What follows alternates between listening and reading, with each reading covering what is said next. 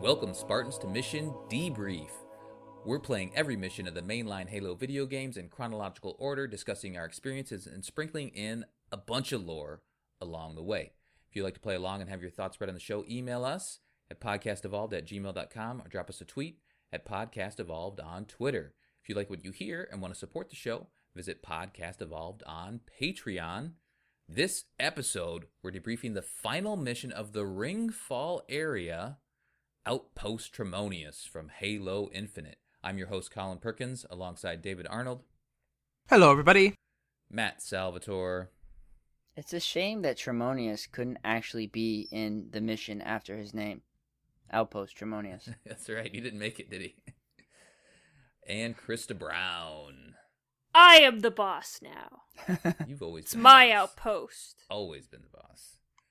Last mission was Foundation. Back on the Pelican, John 117 learned more about the status of the UNSC at Zeta Halo. He received coordinates to the weapon, which he had to retrieve from a location near the shattered portion of the ring. Amongst a library of Silexes in the depths of the Forerunner structure, John reunited with the nascent yet powerful AI that was trapped in that location for the past 6 months. With her original mission seemingly complete, the two agreed to work together to stop the banished plans on Zeta Halo. Now, in Outpost Tremonius, emerging from the depths of Zeta Halo after defeating one of Escharim's lieutenants, Tremonius, Master Chief and his new companion clear out the banished that occupy the forward operating base above. The two reunite with the pilot and then follow a distress signal located a few clicks away. Date of the game is May 28th, 2560. And here we go. We get to clear out. So this is a weird mission because, well, I got a couple things to say to start. So first of all, if you go to your map, because do we get a map now? We don't get a map right now, but we'll get a map in a little bit. But if you do go to the map and you go to the completed missions, it breaks everything down into sections. So like all of the kind of as we traverse the ring eventually, they're all in sections. So this section, the first 3 missions are titled the Ringfall area. So a lot of people have kind of skipped over that. So we're going to kind of break our coverage down into these areas.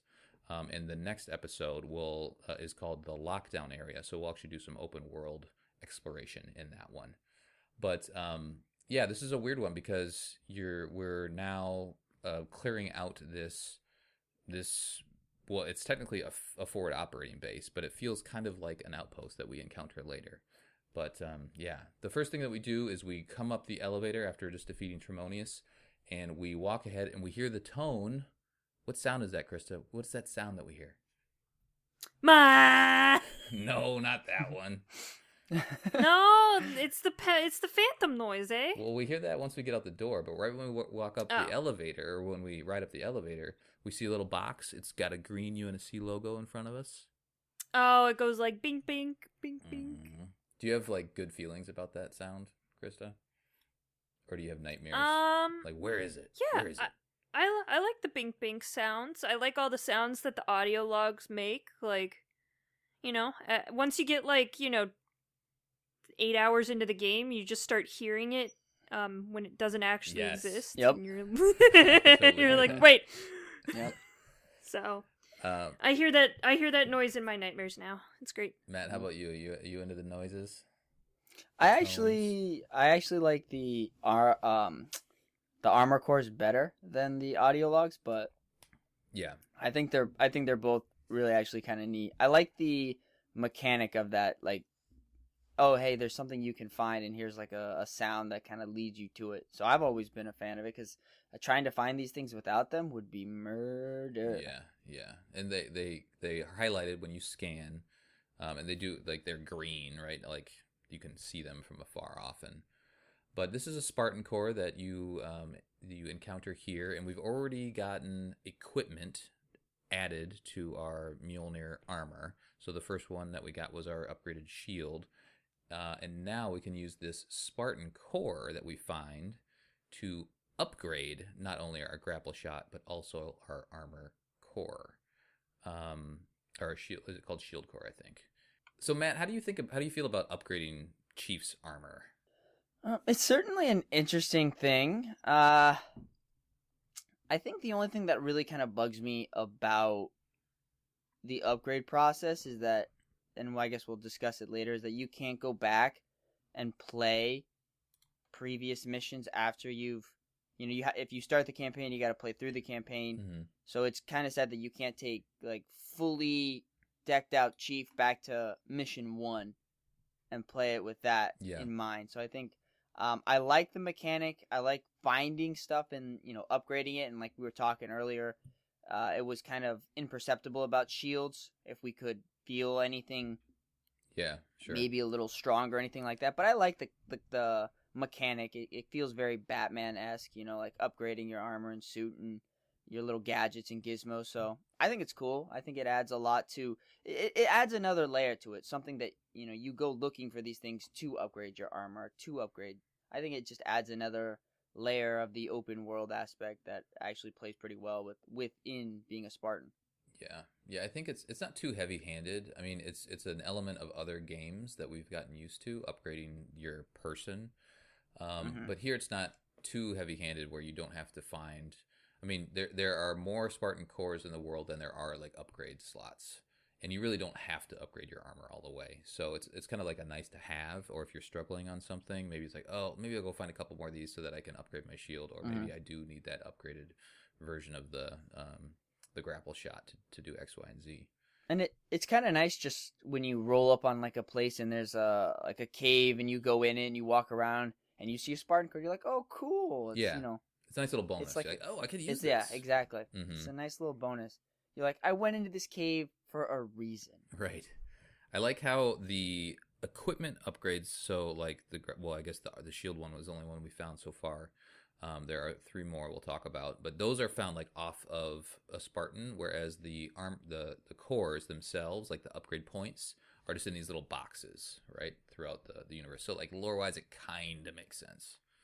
Well, I just on that point, I like the upgradableness of it, but like I don't like that the Spartan cores are just a little floaty thing, like they're a non-corporeal thing. Oh, okay. Do you know what I mean? I wish you want they him to be like super decked out, Chief. I wish they were a physical thing that he had to use, and not just you open a box and get a little color, a little icon pops up, and then that's it. Yeah. I like the fact that you're just raiding dead Spartans to get gear, and take it out. I like that's pretty cool. But like I imagine there was hundreds of Spartans, let's say, on the ring at some stage. I know we get like different call, but I like the idea of like these are just raw materials used for upgrading, or like I think it'd be cool if some of them were like actually you taking them from dead Spartans and stuff, because there's got to be a lot of armors kicking around and bits and pieces from Infinity. Yeah, that's a good point. It would have been cool, or not that we want crafting in Halo, but at least so you could see the physical thing, and then if you have 3 of them or however many you need to upgrade, you at least maybe do something with your hands to like, I don't know, shove them together and then put them on something. Yeah, exactly. I mean, like you essentially have like a base that has 3D printers, and that's where your gears come. I mean, we're going to talk about that in a minute, but like there is a mechanic there, and like the weapon just say things about like, oh, I've just made a scan, and now you can kind of print these things out everywhere. So like, good point. They had the framework there to do it. I just feel like I don't know, it just doesn't feel as interesting. The little upward arrow just needed a little bit more. Yeah. I get that. All right, so let's keep going. We'll turn left and we'll head down this little hallway here. And Krista, what is this? What do we see here? It's yellow. It's a giant playing card. It is. It's a trump card. And it's yellow instead of blue, which is a different color than the other ones, which means it's different. It is different. Did you notice but there's like the dialogue, Krista? Well, they say something like, "Oh, that can't be good," and the weapon's like, "What do you mean it can't be good? Good things are good sometimes." And then Master Chief's like, "No." Nope. Yeah, exactly. Nope, nothing's ever good. It's I would have bad. to kill it. She goes, "Oh, there's another Silex," because we saw the Silex in the last mission, and she goes, "This one's open. What do you think was in it?" And Chief just says, "Another problem." And she says, "What? It could be something good." And he goes, "Trust me, it won't be. He just knows that's something that we're gonna have to deal with later. Yeah. So we'll talk more about that as the campaign unfolds, but know that shape, know that color, and we'll proceed down. So really the rest of this is just murdering some grunts that are sleeping or hanging out. You're getting out of the this base area, and then we're gonna go hit a button. And fuck, I love doing that. Yeah, but buttons are fun. Well, they're not always buttons. Like we've talked about buttons in previous episodes where Chief just kind of like slams it with his face, just kind of like, or his hand, just kind of like, ugh. Like here's the button. Now we at least like place the weapon, and she like dances off your hand and goes onto the console and does stuff. So does a little snap, and then she's like, "It's all done. I did it." Yeah. I love all of her dialogue and all her like animations for when she's just like opening doors or like using bridges and stuff. And I like the way that you see her do things, and like you get some of her personality through it as well in the way that she talks about things. It's pretty cool. She's great. Yeah, I love her. So this time, David, I'll hand it over to you. We try to open the door. We get a very quick little cutscene. So the weapon is like, I'm just going to open this door, and then up pops Escharum, giving you a little speech saying Tremonius is dead, but he doesn't really care because, you know, Tremonius sucked. He was a weakling. Yeah. So, like, no biggie. Like, do you know what I mean? We didn't want him anyway. And the exact same thing that, like, you blew up the ship in the previous mission. He's like, I didn't want that ship anyway. Do you know what I mean? It's like, all right, Escharum, we get it. Like, just totally playing it down. Which is pretty funny. And that's just like he's just like that all throughout the game. Just like, okay, you beat everybody. It's okay. I wanted you to do that. As if like, you know, he's just the way. It was my idea in the first place, actually. I rescued you. Yeah.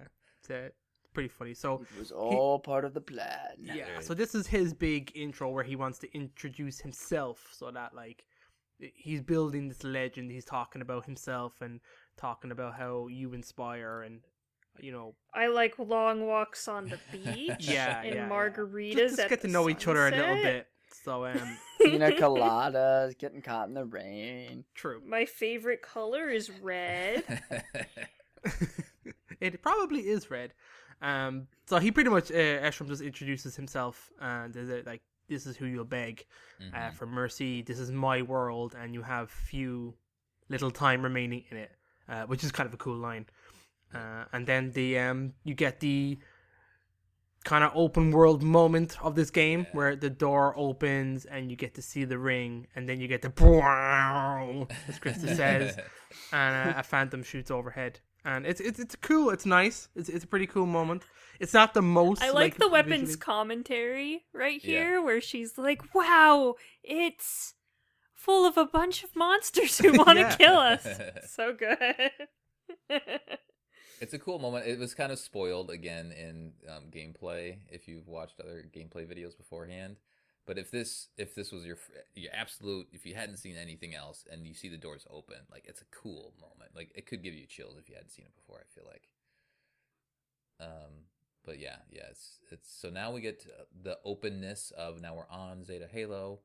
The other thing I wanted to talk about, I guess, is in Escharam's dialogue, he talks about. I like how he calls Master Chief legend, doesn't he say? He says, your legend. And he refers to his own legend as well then. Yep, exactly. So he clearly thinks highly of Chief, but he also thinks highly of himself. So we'll find out how that plays out more during the campaign. Krista, do you want to maybe walk through how you approach the rest of this mission? It's really just kind of fighting up to the top platform. So that the pilot pops online here. It says, "Hey, I found you guys. Where do I pick you up? Where do I meet you?" And you're like, "Well, give me a second. Can we go home now?" Yeah, exactly. I like to stay far away, just in general, when I play any game, obviously. So I think I actually found a jackal sniper with one of those stalker rifles. Yeah. So I just kind of stayed on top of one of the buildings and kind of picked a bunch of guys off. And then as I was approaching the upper platform, a couple guys come out of like the wall, which is a downed UNSC ship.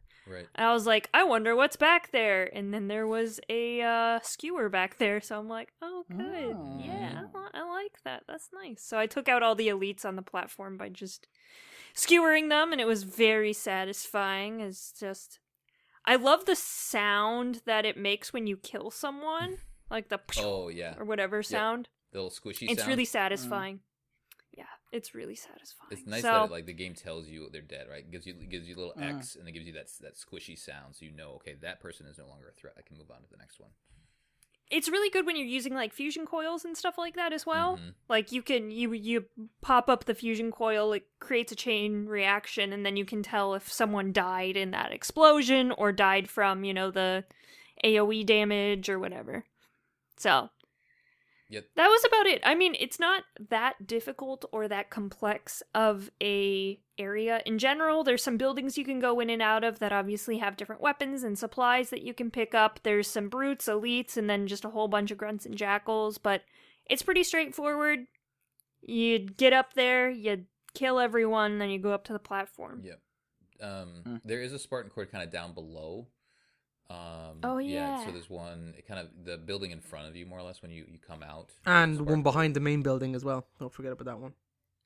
Yep.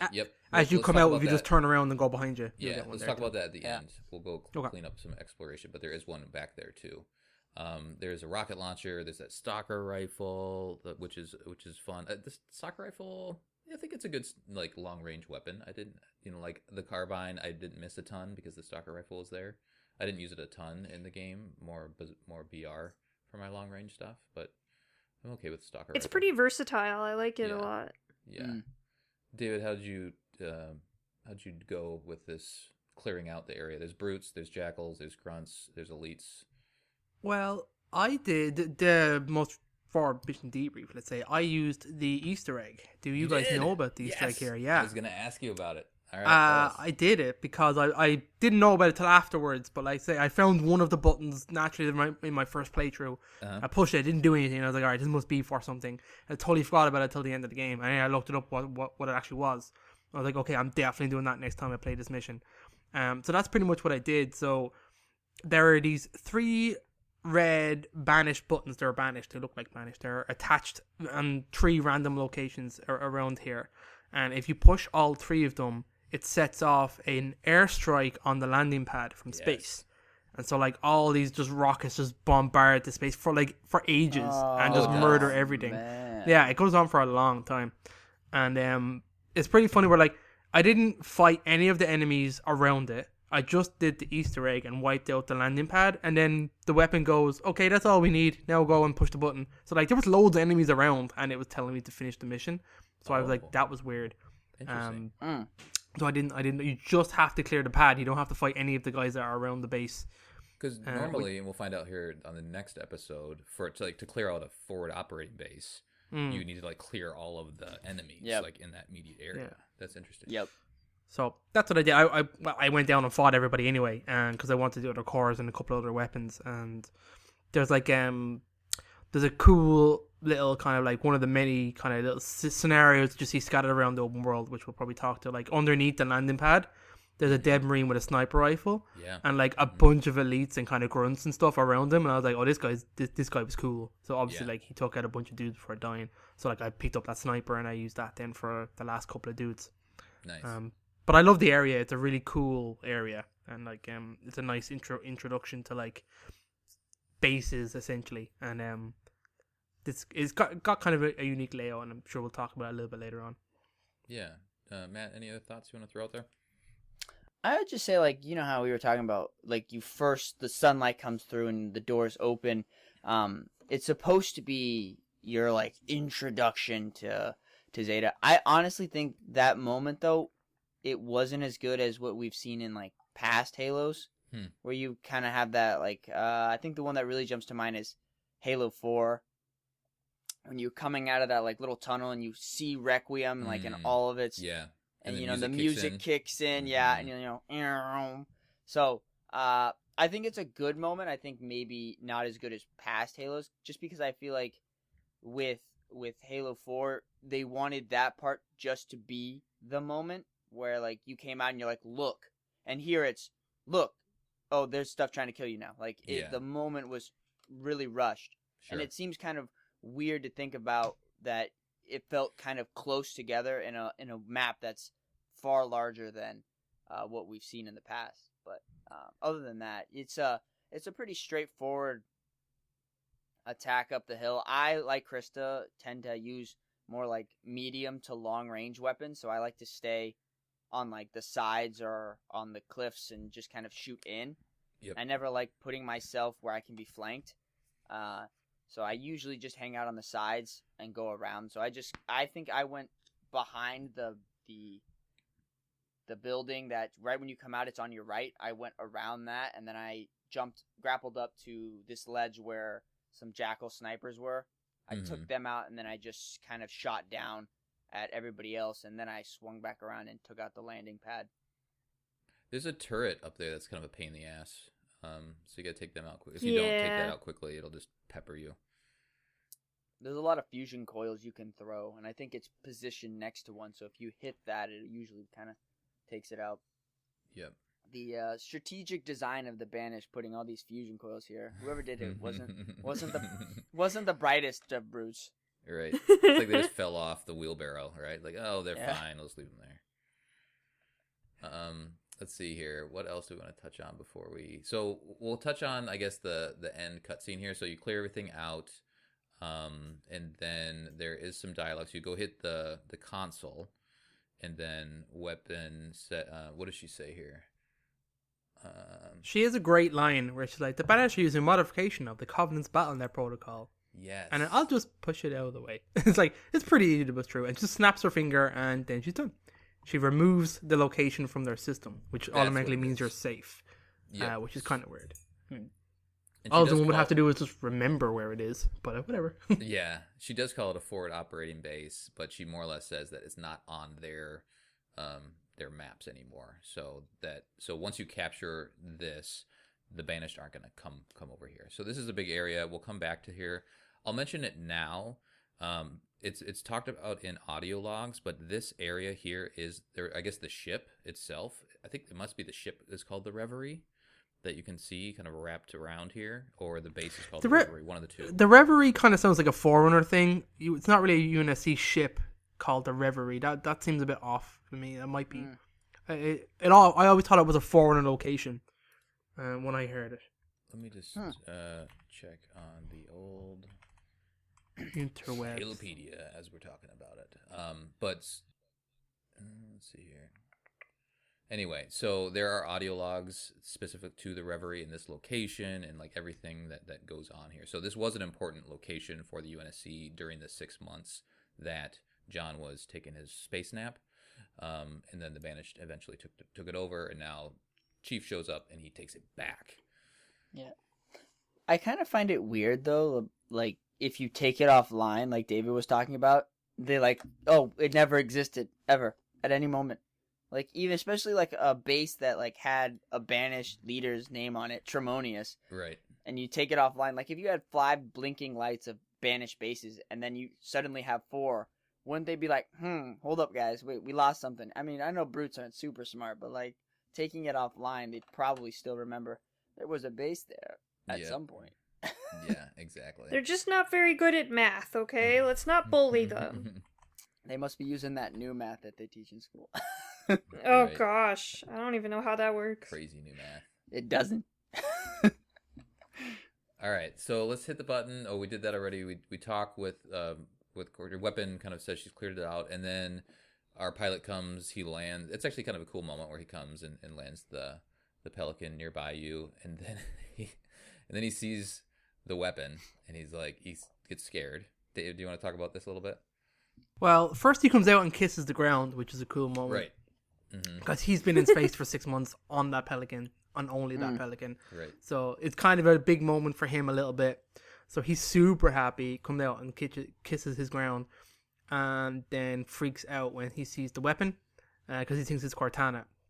So then they have like a quick conversation. So the weapon picks up.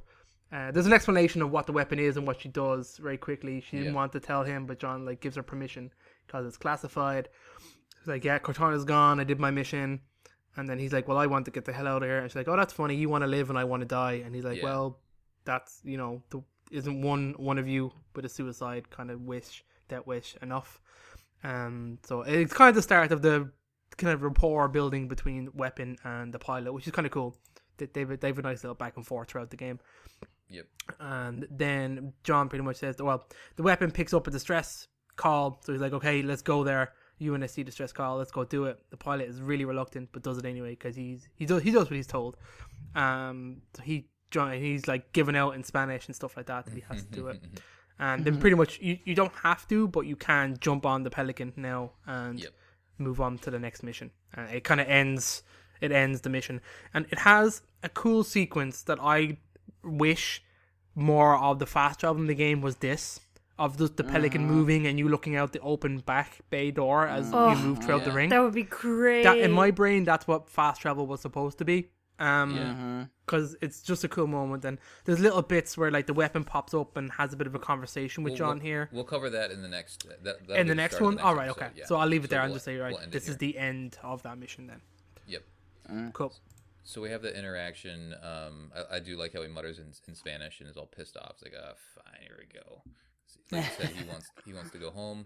We can do some exploring here now, and so we can come back here eventually, or we can come back here at kind of any time now because we do have fast travel.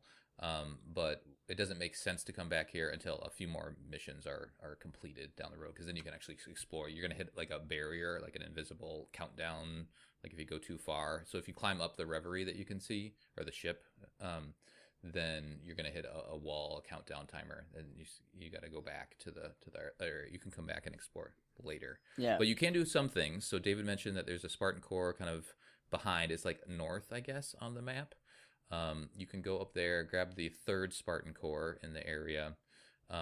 There also is a Mjolnir armory kind of off to the side of the landing platform, and that will unlock your multiplayer customization item. And then what else is there?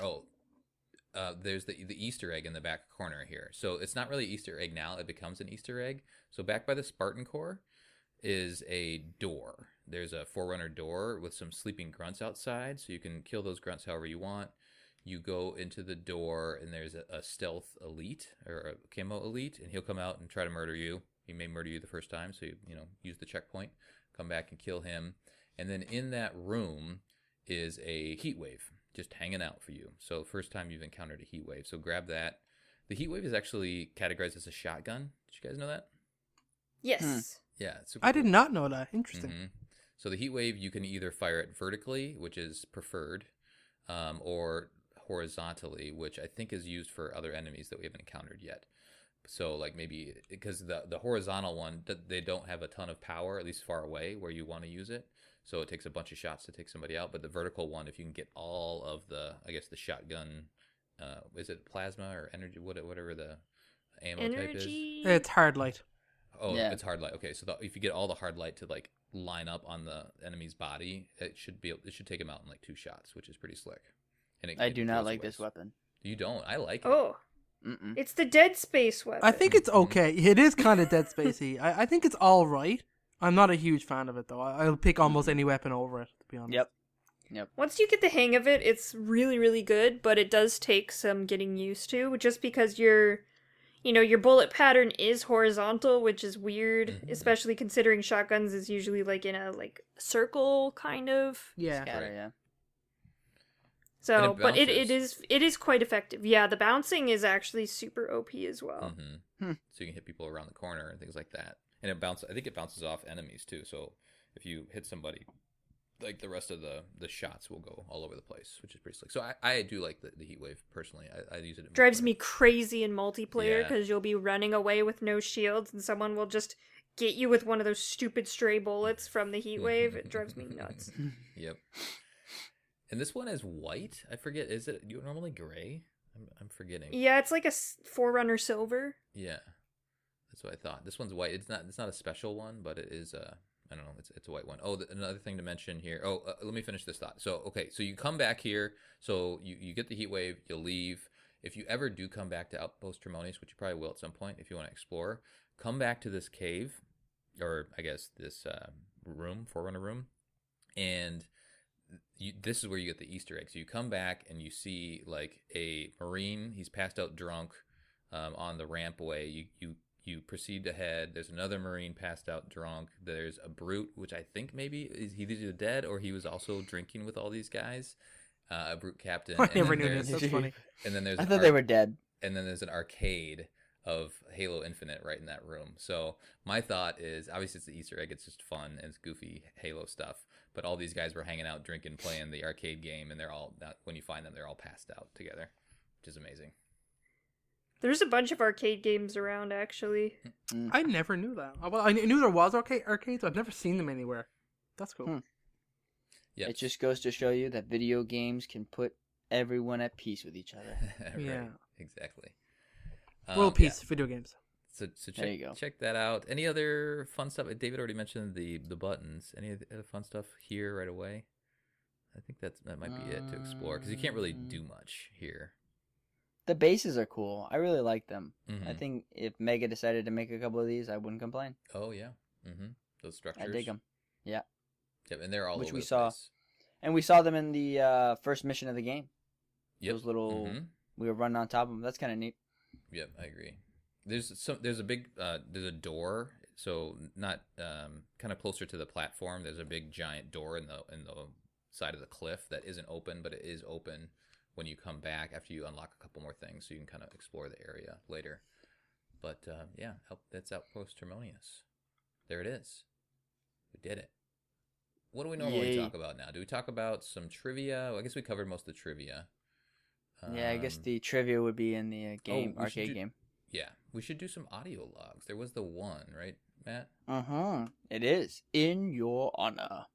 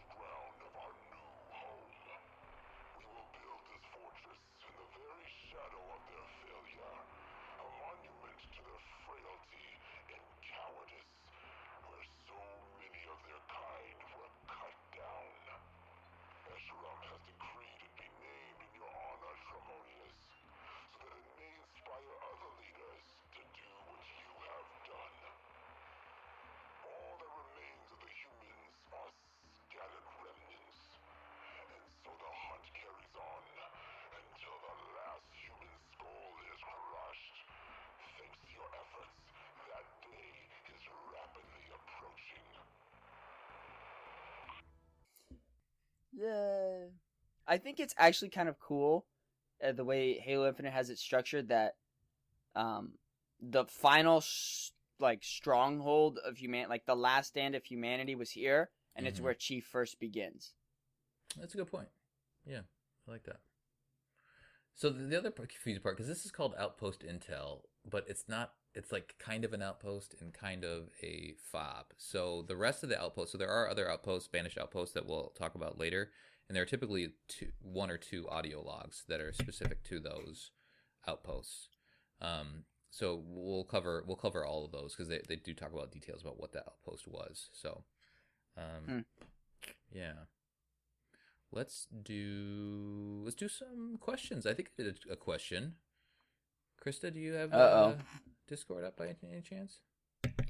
Yes, I do. And I will read you the question that you wrote in the Discord. Except it just... Okay, there it is. All right. Colin, January 12th, 2022, 4:15 p.m. You're a banished chieftain, and you've just been put in charge of your own outpost. What do you name it? Parentheses question for Mission Debrief, Halo Infinite, -- Outpost Tremonius mission, close parentheses. So, Matt says Outpost Cunningless. Cunningus. Toki McPot says Outpost Flatulence. DeSudo says Outpost McOutpost Face. That's a good internet reference. Good one. Nice. Classic. Chad Smith Dad says Brown Eye Basin, the banished sewage treatment plant. Oh my god. And he says, there's a sign saying free candy, but it's just chocolate starfish. Oh boy. The pesky burb says, Outpost, I love Jaga, please don't kill me. Oh, yes, Jedi Spartan, perfect. Outpost Conan, it will be used as a staging ground for Krista's army. Oh, very nice. If that Discord meme is still relevant. It is definitely still relevant. Thank you. Finally, an outpost that I can get behind. Perfect. Samurai says fucking simps. I don't think that's the answer. I know, but I think if he were to have one, I think it would be Probably. I think it would say something like that. So that's about it for the Discord, because now they're all fighting and banning each other. So. Yeah.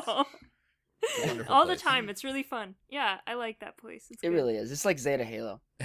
It is. really It is. David, anything on Facebook? Colin Perkins, admin, January 12th at 9:15 p.m. You are a banished Titan and you've just been put in charge of your own outpost. What do you name it? Open bracket, question for Mission Debrief, semicolon, Halo Infinite dash, Outpost Tremonius, mission close bracket, picture of not Outpost Tremonius. That's a bad picture, Colin. That is not Outpost Tremonius. It's just an outpost. That's not an outpost. Just trying to inspire answers. It's bad. a moon. Oh. Yeah, we got... That wizard is from the nice. moon. Luke says, adulation of Atriox, which is actually pretty cool. Jamie says, big red metal thingy. Nice. Lucas, a few of these bases remind me of the Hornburger Helm's Deep, the second Lord of the Rings movie. Hell the Deep sounds like a badass fortress name. That's pretty cool, actually, yeah. Devin says Atriox Embrace, because brutes love hugs. Aww. Clyde Kill 'em. said Demon's Break, which I think is pretty cool. Line the walls with doors with armor pieces of dead Spartans to show your would-be heroes your unmovable object and their unstoppable force. That's pretty cool, Clyde. I like that idea. There actually is those. Have you seen those? Like, they didn't come up in the game, but they're scattered throughout the map. These like big pillars that have like Atriox talking out of them. Mm-hmm. And there are scattered bits of armor around them, like human armor pieces and stuff. I don't really know. I felt like they were supposed to be a thing, and never were. But anyway, we have Matthew that says Outpost California. Spartans can check out any time they like, but they can never leave. Very nice. Well The done. Outpost, California. Then Dickie brings it all down with your mum. It's that ass face. Fat ass face. Polly says Camp Arthur Curry. I like it. Manny says Turtle Outpost. My time at the Ark. The humans have shown their strategy. I, Chieftain, city or face will outlast the meatbags. Manny comes back then with a single singly skin sombrero. This brute holds immense power. His snarl. I don't know what is the name of the base. Hold on. This is just a big massive thing. Okay, that doesn't really go anywhere. Justin says Outpost Discovery. It's all about marketing. Very good. Yeah. Riley says base wart, which is a good name. And finally, Storm says Outpost Boom Shakalaka and Outpost Retribution. One of those Hell is better yeah. than the other. Basket. That's good. Very nice. Thanks everybody for sending in their thoughts. I just love continuing that.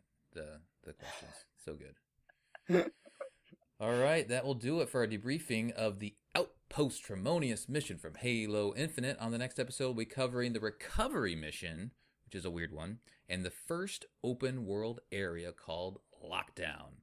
Send us your thoughts at podcastevolved@gmail.com or drop us a tweet at Podcast Evolved on Twitter. You can also support the show by visiting Podcast Evolved on Patreon. Until next time, evolve. Evolved.